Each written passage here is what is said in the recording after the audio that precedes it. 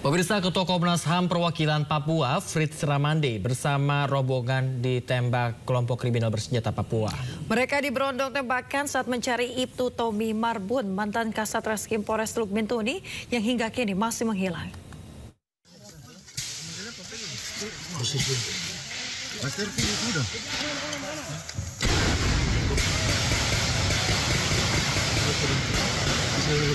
Rombongan yang membawa Ketua Komnas HAM Perwakilan Papua harus berlindung saat ditembaki KKB di Sungai Rawara, Distrik Moskona, Teluk Bintuni. Tolong, dalam nama Yesus. Kontak senjata pun terjadi setelah tim gabungan dari Brimob melakukan tembakan balasan. KKB yang terus terdesak mundur ke dalam hutan. Tolong. Kurang lebih pas jam 7:10 kami ditembak oleh kelompok sipil bersenjata.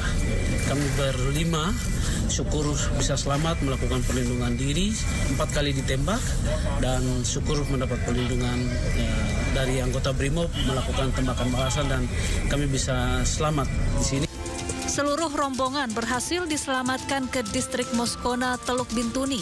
Perwakilan Komnas HAM berada di lokasi untuk ikut mencari Ibtu Tommy Marbun, mantan Kasat Reskrim Polres Teluk Bintuni yang hilang sejak 18 Desember 2024 lalu. Dari Bintuni, Papua Barat, Chandri Suripati, iNews melaporkan.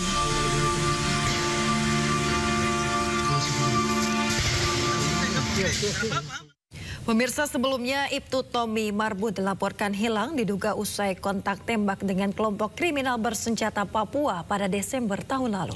Ya, hingga kini keberadaannya belum diketahui pemirsa dan operasi besar-besaran digelar oleh tim gabungan TNI Polri.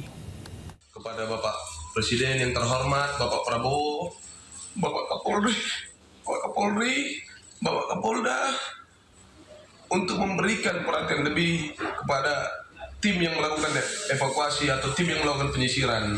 Saya mohon kepada Bapak Kapolda, terlebih khususnya Bapak Kapolda Papua Barat, untuk memberikan perhatian yang lebih.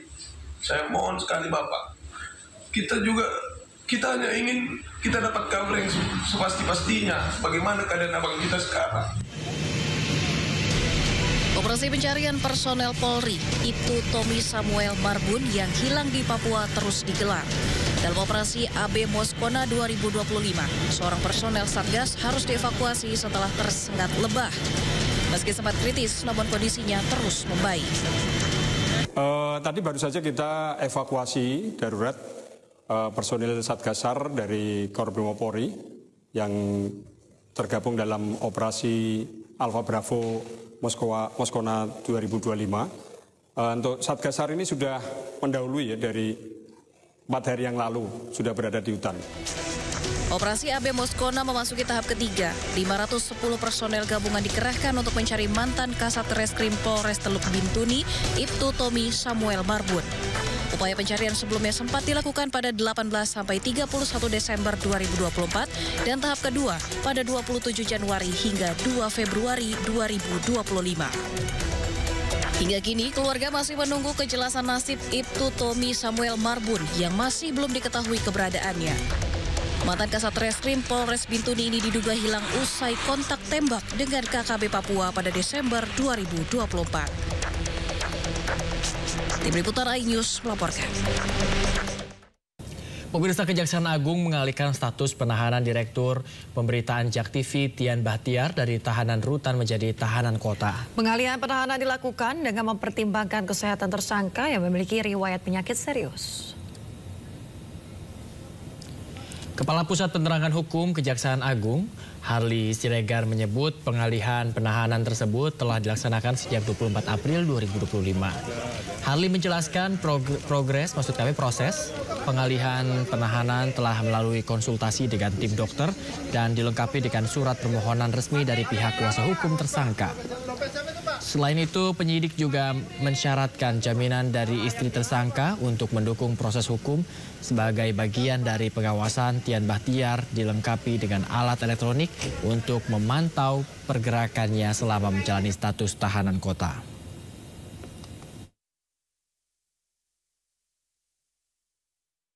Pemirsa, keluarga Mbah Tupon mencari keadilan setelah sertifikat tanah yang akan diwariskan ternyata telah berubah nama. Ya, Mbah Tupon diduga menjadi korban mafia tanah dan terancam kehilangan tanahnya seluas 1.655 meter. Ya, yang seluas 1.655.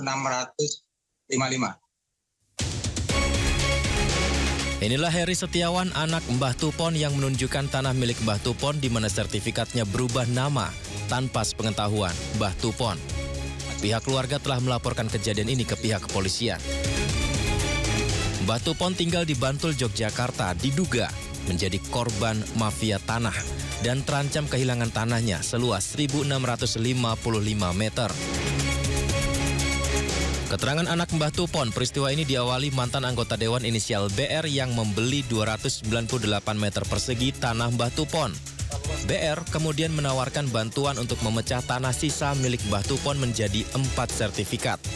Di saat waktu pengurusan yang sangat lama, tiba-tiba kemudian sertifikat berubah nama. Pihak keluarga Mbah Tupon pun menuntut pertanggungjawaban ke BR. Awalnya dulu Bapak BR itu menawarkan pada bapak saya untuk pecah waris ke 3 anaknya.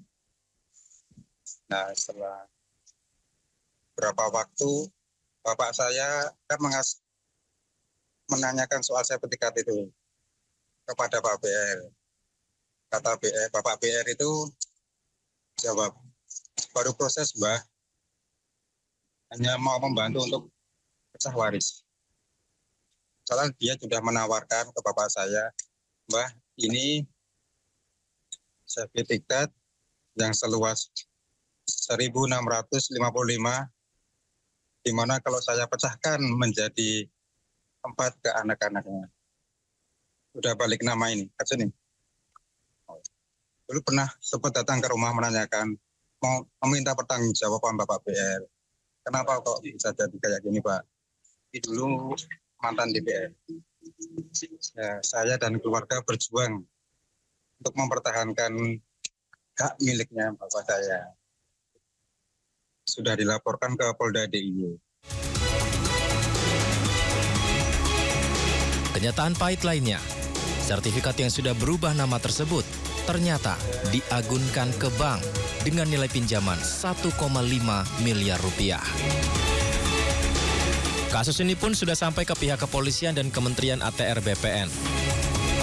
Dari Bantul, Yogyakarta, Trisna Purwoko, iNews melaporkan.